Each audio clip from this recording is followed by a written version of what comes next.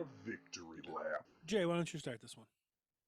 I'm going with the guy that I thought was going to have a great year, and so far that seems to be the case. It's only week one, but Calvin Ridley, man, Hell yeah, fucking dude. stud. You know what he gets? Yep. I want to be fair on Calvin Ridley. The dude had one catch in the second half. What happened?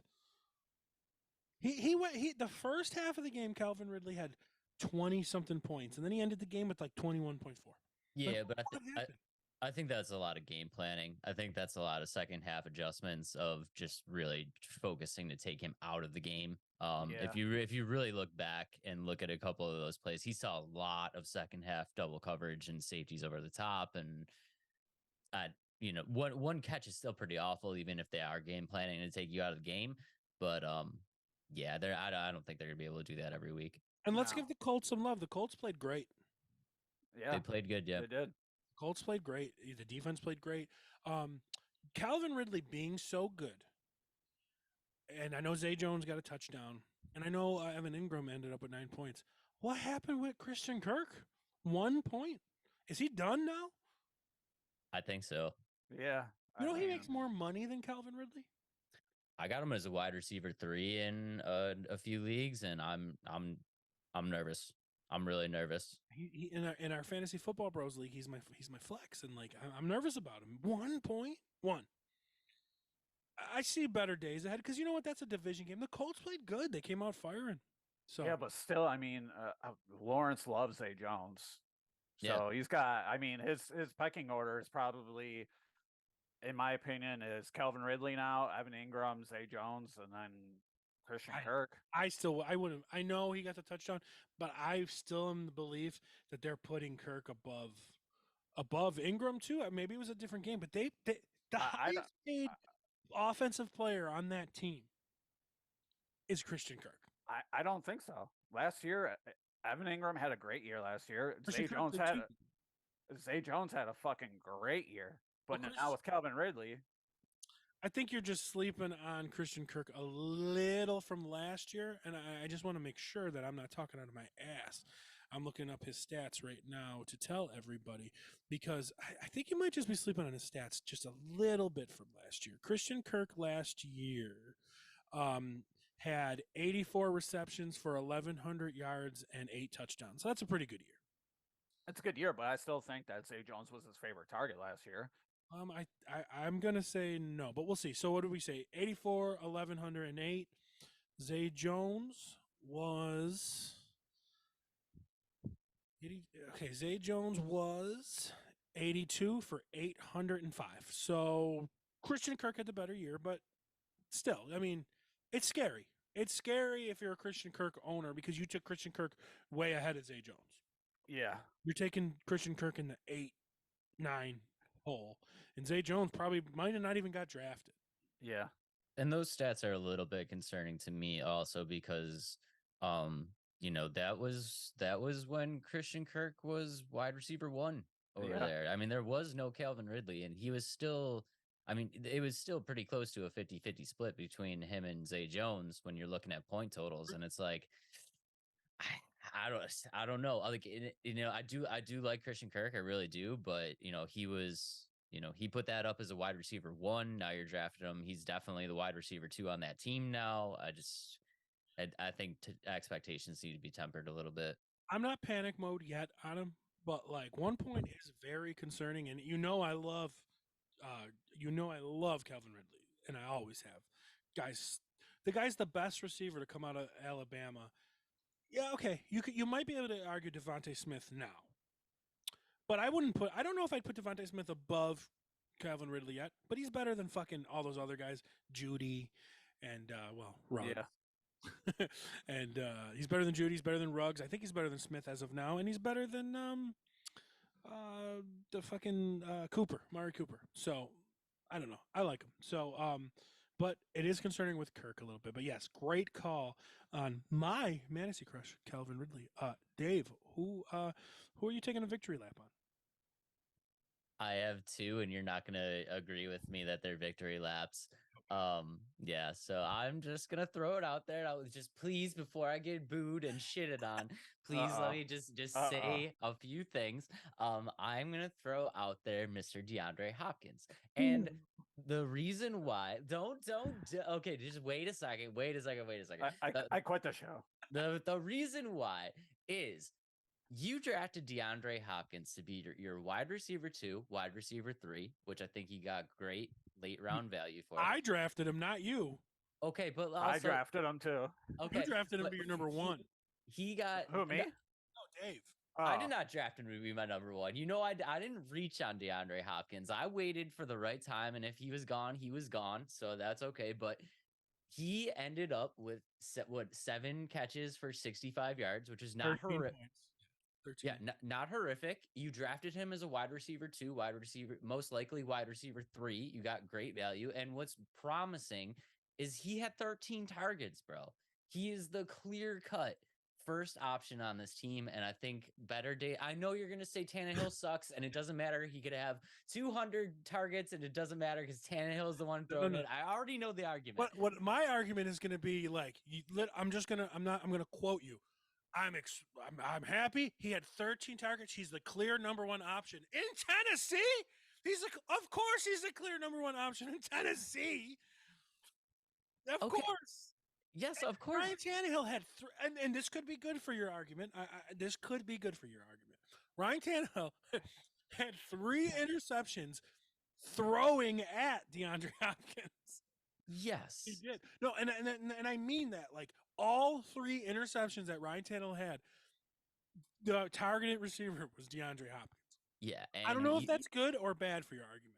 I actually think that's good because you can kind of tell that when a guy throws an interception at somebody and he feels like that was the receiver's fault, they steer away, right? It's just a mental thing. You just steer away from it a little bit. And Tannehill just continued to pepper DeAndre Hopkins. It was just target after target after target. 13 targets. He led the league. He led the league in targets, I think, for the week. Yeah. So I know the stat line doesn't look amazing, but I think you're hopeful for the future of DeAndre Hopkins, especially where you drafted him and just looking at the possibilities. I do think that there's obviously better days ahead for DeAndre Hopkins. You were a little more logical than Adam because I believe Adam ranked him at like 6. You didn't have him that high. I didn't have him that high. No, I didn't. I didn't have him that high. And that's why, like, me and you argue and Josh about it back and forth right now. And I'm pretty sure that you and definitely Adam said you would take DeAndre Hopkins over Calvin Ridley. How you feeling about that right now?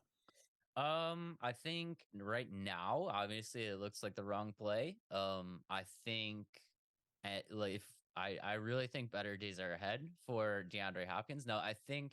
Calvin and I agree with you. He's not going to never score 22 points. Yeah, and guys, I want you to just keep in mind of like how my thought process is going right here. I'm thinking of draft value, right? So do I think Calvin Ridley ends up a better wide receiver than DeAndre Hopkins for the year? Yes, I actually do. But do I think that like where are you drafting Calvin Ridley versus DeAndre Hopkins? You know what I mean?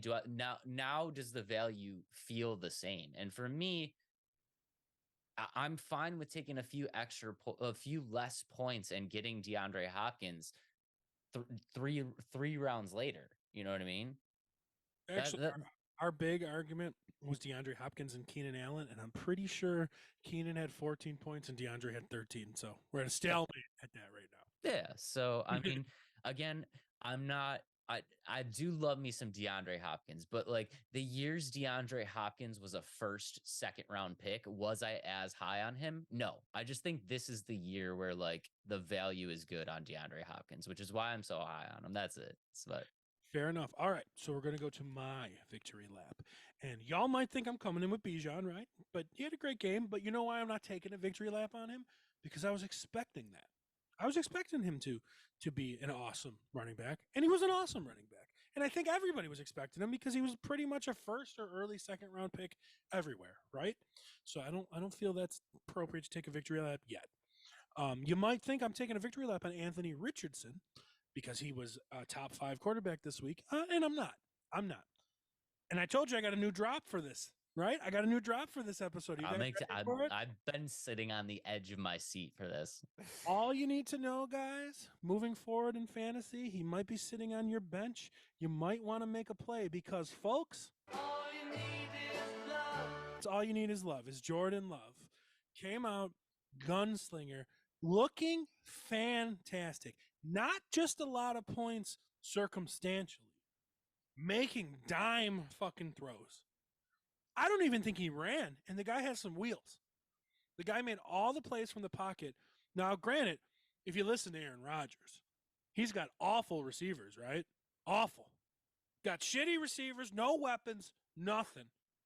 The guy comes out, and I literally mean this, folks at home. Listen to me carefully at home. Jordan Love's might have been his second start, but let's be fair. It's his first start as the team's quarterback with nothing but rookies and second-year wide receivers. Am I making that up, guys? No, I don't know if a lot of people know this, but Christian Watson was out for the game. So. Christian Watson was out. Yep. And one of my favorites, Romeo Doubs, is a second-year wide receiver. Jaden Reed's a first-year wide receiver. His tight ends are all in the first and second year. His running backs are old, but still. So this guy comes in to the same team that Aaron Rodgers had. You know, Aaron Rodgers is the greatest athlete that ever graced God's green earth. He came into the same team without Alan Lazard and Randall Cobb because they left. Aaron Rodgers' favorite targets, who he thought was better. And in one game in 2023, folks, had more points than any Aaron Rodgers game in fantasy football last year. And newsflash, more points than any game Aaron Rodgers will have this year as well. So low blow. So the guy comes in his first fucking really start taking over. This is his team against the shitty Bears. Great. But you have to attack the shitty teams. And guess what? His division isn't that great. He's going to play the Bears again. And he's going to play the Vikings twice. And the Vikings got tore up by Baker Mayfield. So, again, folks, remember, that's all you need. If you got not one of the elite guys, but if you're floating around with Dak or Kirk Cousins or Geno, go get him. Because the guy also has some wheels, too. I'm not saying the Packers are going 17-0. I'm not saying Jordan Love's finishing top 5, but I would not be surprised if Jordan Love finishes the season as your 8th overall quarterback. I'm gonna step in here and agree with you on this one. I think you can do a lot. I think you can do a lot worse than a backup or a bye week filler. Jordan Love, he's not gonna finish top 5, I don't think, but he's in a shit division and he's shown that he can get it done. He's gonna have some good weeks, some serviceable weeks for you. And honestly, if you really watch that game, I don't know how many people watch that game. But his stat line should have looked a lot better because my boy, who I actually really, really am high on, Mr. Luke Musgrave, who I still think if you're in a keeper league, you should grab Luke Musgrave because I think next year he's going to be a tight end that's going to get drafted, and you should grab him now and get your. But that's a conversation for another time. I love you, bro, but you stumbled just like catching a routine 50-yard wide open touchdown, which would make Jordan Love's stat line looks even better. Jay, did you watch him at all? Yeah, I know. He had to surprise you a little bit because you never really had anything to say about him. No. I mean, he was going to be better than Aaron Rodgers. So, I already knew that it was going to be an improvement. But, yeah, he looked pretty good. Yeah, I like the kid even coming out of college. So, and I think it was the best thing for him. If Trey Lance would have got the Jordan Love treatment, if Trey Lance would have sat behind Jimmy G for a couple of years, you know what I mean? Instead of throwing him in the second year, but then he got injured. Trey Lance didn't have a chance, right? It's the same. It's just the same concept because Jordan Love was the same guy, big athletic dude, went to a small school, and he got thrown behind Aaron Rodgers for the year. Steps in his first real start, murders the Bears, and he should have. But to be fair, Dave, do you remember the line? I'm pretty sure the Bears were 5-point favorites. Yeah, I think the Bears were 3.5, which I mean, I was honestly surprised they even I got who that were favored. in your league there with the spread. I took the Packers on that one. So. Yeah, I was surprised they were favored there. Lots of Justin Fields love going on there. Well, Justin Fields, by the way, was not as. I mean, he was bad, but just because of his rushing, he was still like a top 12 quarterback. Yep. So that's exactly what it'll be. So yeah. So as bad, and like this is kind of, I guess, throwing pie in a little bit of Jay's face for ranking him at 20. As bad as Justin Fields looked, just because of his wheels, he was still a top 12 quarterback this week. You know. Yep. That's what you're going to get. He's still a shit quarterback. Absolutely, but we're here to win fantasy points. You know? I will say real quick while we're talking about the Bears, I don't know if this is relevant or not, but he most likely was not picked up on your free agent pool this week. If he's still out there, just keep an eye on Roschon Johnson. I really liked him before the season started. I know he's got competition there with Herbert and Deonta Foreman, and but Justin Fields. And Justin Fields, yeah, but I really do think like he's the best fit for that offense, and he got a little taste of action, and he ended up pretty good. Got some great touches, got in the end zone, got a lot of catches, which I was, that's kind of what I was waiting for him to take that Herbert role. Yeah, just keep an eye on him. He's a good guy to maybe stash for second half of the season. And if you drafted Chase Claypool, you should probably drop him. But keep Cole Kmet, guys. Cole Kmet, like, he was my late target for, like, I took the one family league I'm in. I don't know why, but a lot of my family members, and if you guys are listening, y'all are crazy. We're taking second and third tight ends. Like, so I took Cole Kmet as like the 20th tight end off the board, and he finished 6th. So I'm like very happy with that. No. Cole Kmet I think is going to be fine because I think Justin Fields likes him. So if you don't have, faith in your tight end, which nobody has faith in any tight end other than like 3, go and get Cole Kmet if he's out there. I